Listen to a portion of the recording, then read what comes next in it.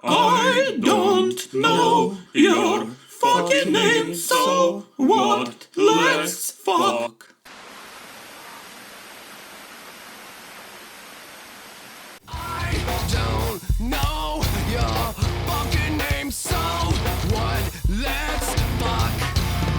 Привет! Уверен, что не обязательно переводить то, о чем мечтает Джонатан Дэвис, но лишний раз сказать то, о чем прошу я, просто необходимо. Подпишись на канал, поставь лайк и напиши комментарий. Это же так просто. А с меня очередная порция великолепных, веселых, познавательных, развлекательных видео и шортс.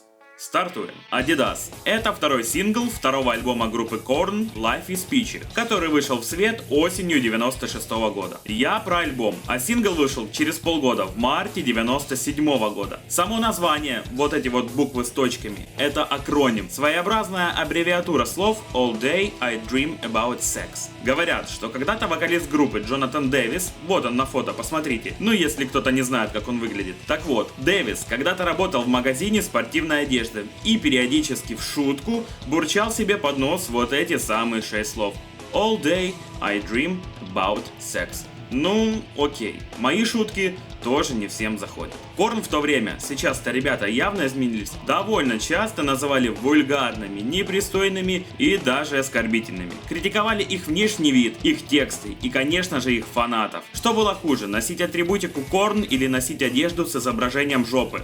Порой между этими двумя ситуациями ставили знак равенства. Но кого нахрен это волновало? А сейчас немного про Adidas. Причиной, по которой музыканты не один год практически круглосуточно носили шмот немецкого бренда, появлялись в нем в клипах и на концертах, был далеко не эксклюзивный контракт, а все тот же протест. Дэвис как-то сказал: чуваки, смысл в том, чтобы ломать стереотип, поплыть против течения, ссать против ветра. Короче, суть в том, чтобы идти против всех предубеждений касательно металла, в том числе и во внешнем виде. Умные чуваки из Адидаса были бы и не против подмахнуть контракт с музыкантами, ну или хотя бы бесплатно отгружать тем новые коллекции шмота, пока не грянул гром. А грянул он в 98 году, когда группа подписала контракт с прямым конкурентом, тоже немецкой фирмой Puma.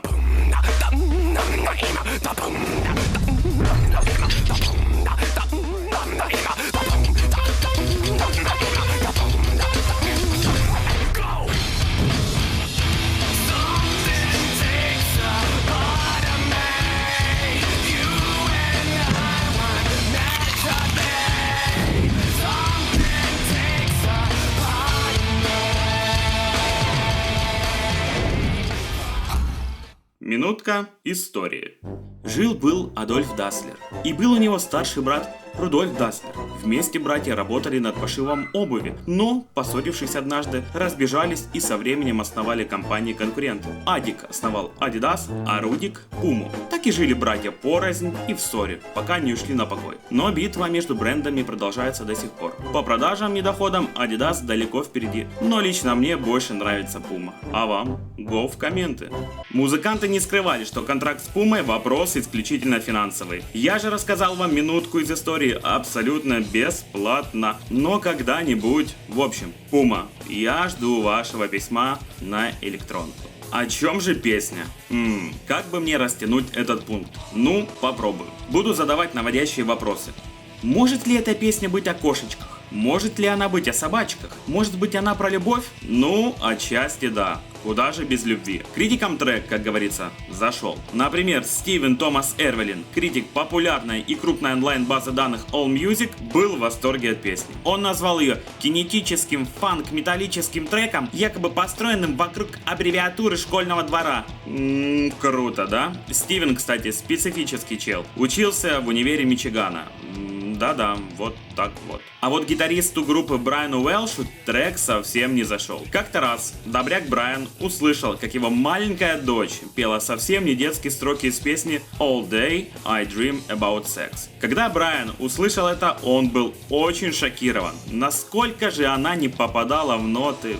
Ладно, не о том. Если серьезно, ходят слухи, что именно из-за этого случая Уэлш и решил позвонить с корнями. Упс. С корнами, конечно же. И когда он вернулся обратно в группу в 2013 году, они пообещали ему больше никогда не играть песню живьем на концертах. Честно пообещали. Видео было снято мега крутым чуваком. Зовут его Джозеф Кан. И да, он реально крут. Это так, по-быстрому листаем Вики и смотрим, что он делал и с кем работал. Да, я знаю, что Вики, скажем так, своеобразный источник информации, но в данном случае я всего-навсего показываю вам его наработки. Масштабы и объемы реально впечатляют. Вернемся к видео. Чуваки гибнут в результате автокатастрофы. И несмотря на то, что в мешках их все еще прет, им реально конец. Внезапно в морге оказывается, что персонаж Джонатана Дэвиса носит женское белье. Этот нюанс был предложен самим Дэвисом. Однажды, работая в морге, в реале он там работал, он получил горяченького,